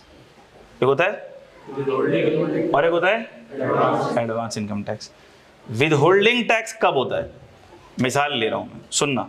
Withholding tax तब होता है जब मुझे किसी को पेमेंट करनी है, मुझे मिस्टर A को पेमेंट करनी है, मुझे इस बच्चे को पेमेंट करनी है, और मैंने इसको पेमेंट करते हुए टैक्स काट के गवर्नमेंट को जमा करा दिया। तो क्या ये इसका प्रीपेड टैक्स है? जी है। इसके पैसों में से मैंने काट के जमा करा दिया। लेकिन मैंने कैसे काटा? मुझे इसको पैसे देने थे, मैंने उसी में से रोक लिए, विदहोल्ड कर लिए पैसे। बात समझ आ गई? लेकिन ऐसा सिनेरियो नहीं है, पैसे इसी ने देने हैं, बिजली का बिल इसी ने देना है, टेलीफोन का बिल इसी ने देना है। अब इससे मैं टैक्स कैसे निकलवाऊं? क्या मैं विदहोल्ड करूंगा? नहीं, मैं इसको बोलूंगा तूने बिजली का बिल तो तेरा है 1000 रुपए का, एडवांस टैक्स से 100 रुपए का 1100 दे, एडवांस टैक्स इस पे चार्ज कर दूंगा मैं। इंटरनेट का बिल तो है तेरा 3000 रुपए का, प्लस उसके ऊपर इंटरनेट के बिल पर एडवांस टैक्स है मिसाल के तौर पर 400 रुपए का, 3400 रुपए बनेंगे आपके। तो ये भी जो ये पे कर रहा है ये भी एडवांस टैक्स है, लेकिन यहां पर विदहोल्डिंग वाला कॉन्सेप्ट नहीं चलेगा, यहां पर एडवांस टैक्स आपको पे करना पड़ेगा। सही है? तो जो एक्सपेंसेस होते हैं, मैं जो एक्सपेंसेस खर्च करता हूं, मैं खर्च करूंगा, तो जहां मैं एक्सपेंसेस खर्च करूंगा वहां पर एडवांस टैक्स पे करना पड़ेगा। जो इनकम अर्न करूंगा, अभी आ रहा है, अगली बात आ रही है, विदहोल्डिंग उस पर एप्लीकेबल होती है। तो ये जो इलेक्ट्रिसिटी बिल्स हैं, इंटरनेट बिल्स हैं, आप देख रहे हैं कि इस पर एडवांस टैक्स है। बात समझ आ रही है? अच्छा, अब आ जाओ इलेक्ट्रिसिटी बिल्स के ऊपर। ऐसे ही मैं इसको बताने के लिए एक चीज खोल लेता हूं ताकि आपके लिए आसानी हो, आपका फायदा हो जाए थोड़ा सा। मैं लॉ खोल रहा हूं और लॉ के अंदर ये वाला सेक्शन खोल लेता हूं। बल्कि मुझे लॉ खोलने की जरूरत नहीं थी, मेरे पास रेट कार्ड खुला हुआ था और उसके अंदर बिजली के एडवांस टैक्स लिखे हुए थे, लेकिन मैंने फिर भी होशियारी करके लॉ खोल लिया। ये रेट कार्ड के अंदर ही लिखा हुआ होगा, कहीं ना कहीं लिखा हुआ होगा। 236 की लाइन में आएगा। अच्छा, ये देख सकते हैं आप, इलेक्ट्रिसिटी 235 पर आप देख सकते हैं, सेक्शन नंबर 235 पर इलेक्ट्रिसिटी का एडवांस टैक्स है, और 236 पे आप देख सकते हैं टेलीफोन और इंटरनेट बिल का एडवांस टैक्स है। देख रहे हो, ये एडजस्टेबल है। जो भी आपने एडवांस टैक्स पे किया होगा इंटरनेट के ऊपर, ये हमारे कोर्स का पार्ट नहीं है, ये मैं ऐसे ही दिखा रहा हूँ आपको अंडरस्टैंडिंग के लिए। तो ये एडजस्टेबल होता है, यानी कि साल के आखिर में जो भी आपका टैक्स बनता है उसके अगेंस्ट आप इसको क्या कर सकते हो, एडजस्ट कर सकते हो। फिर देखो, ये बिजली का बिल आ रहा है बिजली के ऊपर एडवांस टैक्स आ रहा है, 200 सेक्शन नंबर 235 का। Industrial and commercial consumers with monthly electricity bill. अच्छा, तो ये किस पर लगता है बताओ? इंडस्ट्रियल और कमर्शियल कंज्यूमर पर लगता है, डोमेस्टिक पर नहीं लगता। अच्छा, डोमेस्टिक पर सिर्फ किस सूरत में लगता है? देखो जरा, if not included in active tax payer list. अगर आप डोमेस्टिक कंज्यूमर हैं तो आप पर उसूलन एडवांस टैक्स नहीं लगना चाहिए, लेकिन सिर्फ किस सूरत में लगेगा? अगर आप क्या हैं, अगर आप एक्टिव टैक्स पेयर लिस्ट में नहीं हैं, अगर आप एक्टिव टैक्स पेयर लिस्ट में नहीं हैं, if not in active tax payer list. इसका मतलब क्या है? इसका मतलब ये है कि आपके घर का जो मीटर है वो जिसके भी नाम पर है वो टैक्स रिटर्न फाइल नहीं करता। अब मिसाल के तौर पर आपका घर का मीटर आपके अब्बू के नाम पे नहीं है। अक्सर ऐसा होता है कि जो पुरानी जिसने बिल्डिंग बेची होती है बिल्डर के नाम पर ही होता है, या आपने किसी से घर लिया है वो पुराने मालिक के नाम पर ही मीटर चल रहा है। अब उसका इंतकाल हो गया, अल्लाह न करे उसका इंतकाल हो चुका है, अब वो इंतकाल हो गया, वो थोड़ी तो टैक्स रिटर्न भर रहा होगा, वो एक्टिव टैक्स पेयर थोड़ी होगा। तो उससे होता क्या है कि अगर मिसाल के तौर पर बिल्डर के नाम पर बिल है, सही है, अब वो बिल्डर ने तो बिल्डिंग बनाई थी 50 साल पहले, 25 साल पहले, वो बिल्डर तो इंतकाल भी कर गया, अब वो एक्टिव टैक्स पेयर तो नहीं होगा। तो उसी के नाम पर मीटर है और बिल आ रहा है आपके घर का। तो अब होता ये है कि आपके घर का बिल, देखो ज़रा गौर से देखो, अगर 25,000 से एक्सीड करेगा, कितने से, तो कितना एडवांस टैक्स लगेगा? 7.5% का एडवांस टैक्स लग के आ रहा होगा आपके बिलों में। आप सब लोग अपने अपने घर के बिल चेक कीजिएगा, कुछ ना कुछ तो 2-4 नमूने ऐसे निकलेंगे कि जिनके घर पे ये लग के आ रहा होगा एडवांस टैक्स, ठीक है। और बिल कौन सा वाला? जो 25,000 से ज़्यादा वाला बिल हो वो चेक कर लीजिएगा आप, ठीक है। ये जो जिन महीनों में गर्मी ज़्यादा थी, एसी चले, उसमें आपका बिल ज़्यादा आया होगा, उसमें लगा होगा, देख लीजिएगा। कोई ना कोई तो ऐसे निकलता ही है हर दफ़ा। बच्चे बोलते हैं सर आपने तो बचा लिए पैसे हमारे, बाद में शुक्रिया अदा करने के लिए आते हैं, ठीक है, वही बात। हालांकि आपके कोर्स का पार्ट नहीं है, सीए फाइनल में आएगा ये, लेकिन अभी फ़ायदे की चीज़ है ये। देखो, तो आप लोगों ने देखना है बिल। अच्छा सर, फिर बिल देख के हम क्या करें? क्या हम मीटर का नाम चेंज कराएं? क्या हम मीटर का ओनर चेंज कराएं? हमने कहा नहीं, इसका भी बड़ा आसान हल है जो आप खुद ही कर सकते हो। वो क्या हल है? वो हल ये है कि आपको मीटर का नाम चेंज नहीं कराना पड़ेगा, लेकिन आप इंटरनेट पर जाकर यूज़र अपडेट कर लें। क्या कर लें? कंज्यूमर अपडेट कर लें। आए मैं उसको भी दिखा देता हूँ, क्योंकि अभी ऑनलाइन क्लास ऑनलाइन भी चल रही है ना, वो दिखा देता हूँ कि इलेक्ट्रिक कंज्यूमर अपडेट, ये लिख लें यूज़र अपडेट, या यूज़र अपडेट लिख लें, या कंज्यूमर अपडेट कस्टमर डिटेल्स। आ गया ये स्क्रीन सबको नज़र आ रही है जी? उम्मीद कर रहा हूँ कि आ रही है। अपडेट कस्टमर डिटेल्स आ गया, ये देखो, इस पर आपने क्लिक कर लिया। ये आप जैसे ही क्लिक करेंगे ना, देखो एक विंडो खुल जाएगी।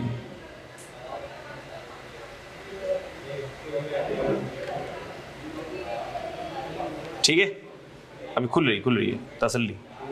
अच्छा ये देखो खुल गई, अपडेट कस्टमर डिटेल्स खुल गई। अब देखो लिखा हुआ इधर, as per government of Pakistan finance act 7.5% advance tax will be applied to monthly ... for residential customers not listed on everywhere. If you are a tax filer, make sure your CNIC is updated against your current KE account number to claim tax exemption. To update your details, please fill out the form below. अब आपने करना कुछ नहीं है, आपने ये सारी details भर लेनी है। अब मिसाल ले रहा हूँ, आपके वालिद फाइलर हैं, वो टैक्स रिटर्न फाइल करते हैं, तो आपने क्या करना है? आपने अपने वालिद की डिटेल्स इस फॉर्म के अंदर फिल कर लेनी है कि भाई हम यूज़र हमें। अगर आप ओनर हैं तो आप ओनर की कैटेगरी में डाल दें, और अगर आप टेनेंट है तो टेनेंट की कैटेगरी में डाल दें। टेनेंट की कैटेगरी में फिर आपसे ये टेनेंसी एग्रीमेंट अपलोड करने को बोलेगा, जो अपलोड करने को बोलता है वो अपलोड कर दें, सबमिट कर दें। तो क्या होगा, अगले से अगला बिल जो आपका आएगा ना, उसमें वो कंज्यूमर अपडेट हो चुका होगा। तो मीटर का नाम चेंज नहीं होगा, मीटर का नाम तो वही पुराना चलेगा, लेकिन नीचे लिखा हुआ आ जाएगा यूज़र या कंज्यूमर कौन है, वो आपके वालिद का नाम लिखा हुआ आ जाएगा, उनका CNIC लिखा हुआ आ जाएगा, और वो फाइलर का स्टेटस है उनका, तो वो फिर आपका टैक्स जो 7.5% लग रहा होगा ना, वो लगना बंद हो जाएगा। क्या बात समझ आ रही है? और देखो डिटेल्स बहुत आसान सी है, कोई मुश्किल नहीं है डिटेल्स। देखो नाम, CNIC, अकाउंट नंबर बिजली का account number, mobile number, NTN number जो आपके वालिद साहब का NTN नंबर हो, लैंडलाइन नंबर अगर है तो ठीक है, ईमेल एड्रेस डाल दिया आपने, CNIC का फ्रंट और बैक डाल दिया, ओनर है तो ओनर लिख देना, टेनेंट है तो टेनेंट लिख देंगे आप लोग, ठीक है, और सबमिट कर देंगे। जब ये कर देंगे ना तो आपके बिजली के बिल के ऊपर अगले से अगले महीने ना आपके वालिद का, ये कोई रॉकेट साइंस काम नहीं है, ये इजीली कर सकते हो आप लोग, पैसे बचा सकते हो अपने अम्मा अब्बा के। और बोलना देखो हमने टैक्स पढ़ के जो है ना आपके पैसे बचा लिए, कितने पैसे जा रहे थे आपके फजूल में, फ़ायदा हो गया ना, अपने बच्चे को CA में एडमिशन कराया, थोड़ा सा भरम झाड़ लेना, लेकिन फिर पास भी होना पड़ेगा, वरना ज़्यादा जलील होगे। पास इंशाल्लाह होंगे, ठीक है, टेंशन नहीं लेनी है। अच्छा भाई, तो ये बातें समझ आ गई आपको? कितनी काम की बात बता दी मैंने आपको। टाइम कितना बाकी है? बस 10 मिनट है। अच्छा भाई आ जाओ, वापस आ जाओ। तो हमने इलेक्ट्रिसिटी बिल्स के ऊपर बात कर ली, तफसील के साथ बात कर ली हमने, सही है, और आपको फ़ायदे की चीज़ भी मैंने बता दी। अच्छा फिर क्या होता है, देखो ज़रा, फिर विदहोल्डिंग टैक्स इनकम पर भी कटता है, एडवांस टैक्स एक्सपेंसेस पर आपको पे करना पड़ता है, और ऐसा भी होता है कि जो इनकम आप कमा रहे होते हैं उसके ऊपर भी टैक्स कट रहा होता है। सर कैसे टैक्स कट रहा होता है बताएं ज़रा। सैलरी किसी एम्प्लॉय को मिलती है तो एम्प्लॉयर, मैंने बोला पूरी सैलरी नहीं देता, उसमें से टैक्स काट लेता है। उसमें से क्या काट लेता है? टैक्स काट लेता है। और जो टैक्स काट लेता है, क्या वो प्रीपेड टैक्स हो गया आपका?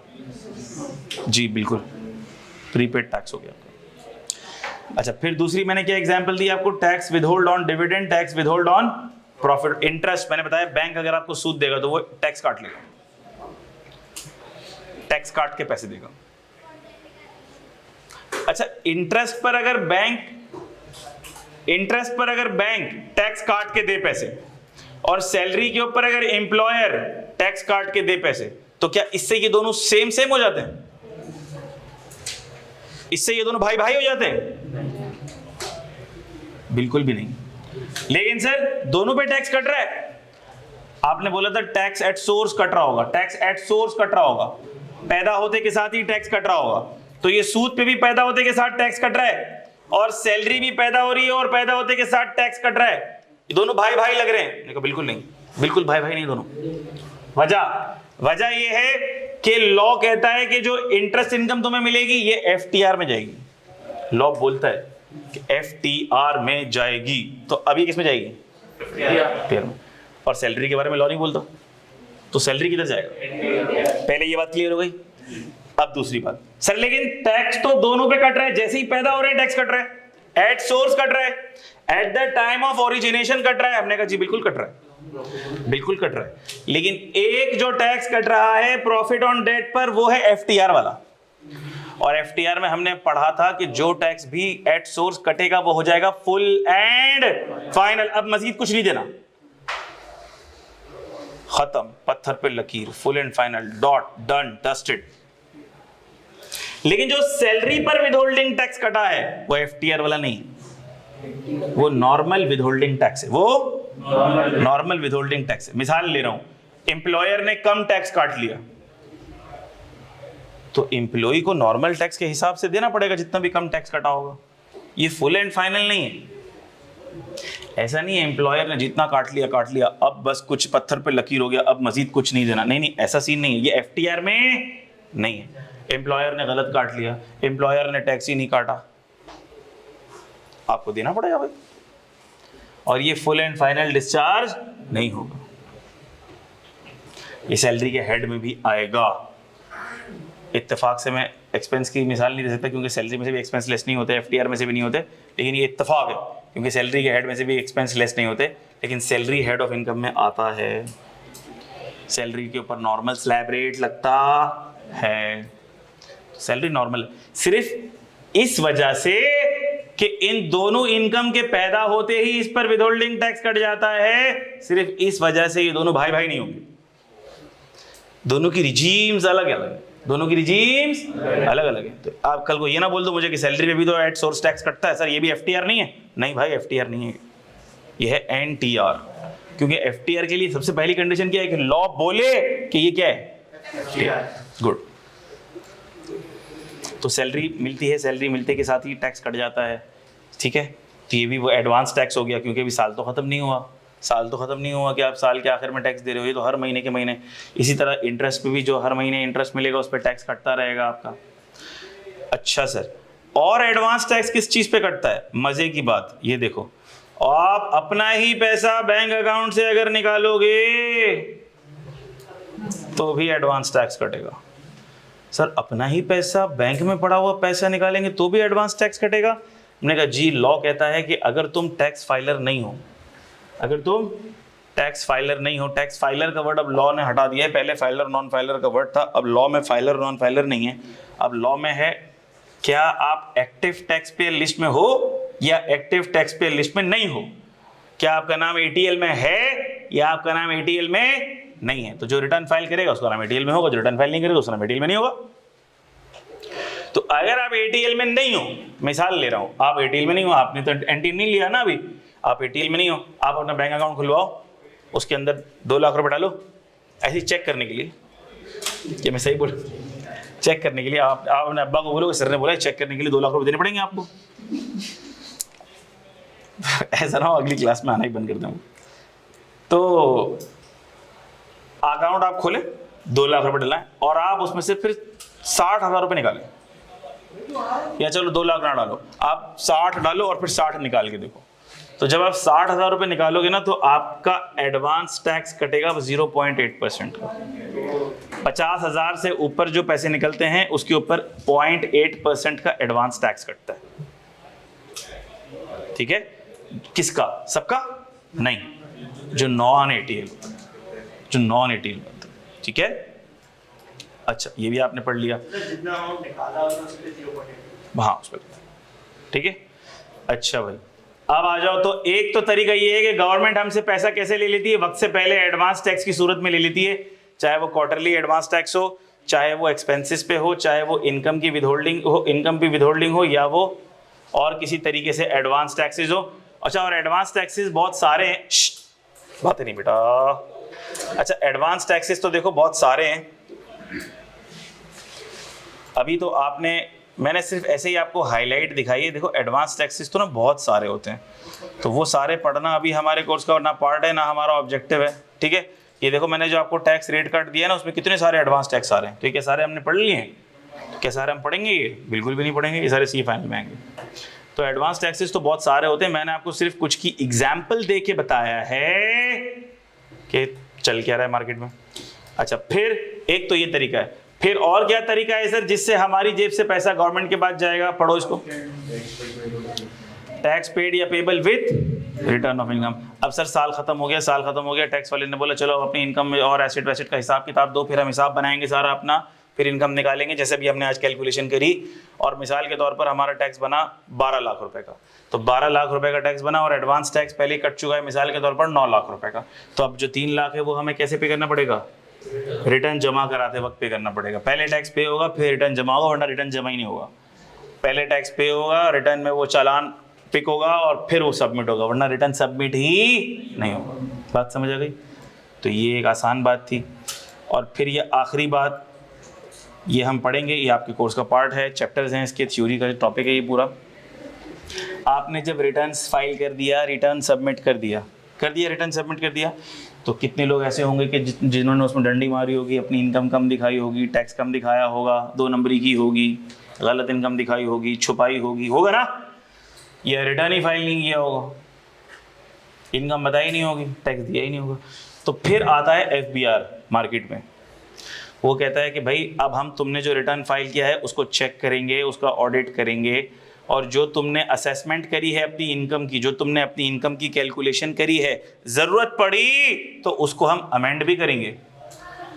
जो तुमने कम दिखाई होगी उसको क्या भी करेंगे? अमेंड करके ठीक भी करेंगे। और अगर तुमने रिटर्न फाइल नहीं किया होगा तो हम क्या भी पास कर सकते हैं? Best judgement assessment. मिसाल ले रहा हूँ, मिस्टर ए को रिटर्न फाइल करना चाहिए था, वो रिटर्न फाइल ही नहीं कर रहा। टैक्स वाले ने उसको खत लिखा, भाई तुम अमीर आदमी हो, बहुत इनकम कमा रहे हो, जरा रिटर्न तो फाइल करो, टैक्स कितना बनता है तुम्हारा? वो जवाब ही नहीं दे रहा। फिर टैक्स वाला क्या करेगा, अपनी तरफ से उसकी इनकम को असेस करके उसको बोलेगा लॉ टैक्स। तो सर वो फिर भी जवाब नहीं देगा, मैं कहा फिर जवाब नहीं देगा तो उसका अकाउंट भी सीज होगा और वो अंदर भी होगा। फिर इसको बोलते हैं बेस्ट जजमेंट, बाद में पढ़ेंगे हम, चैप्टर आएगा।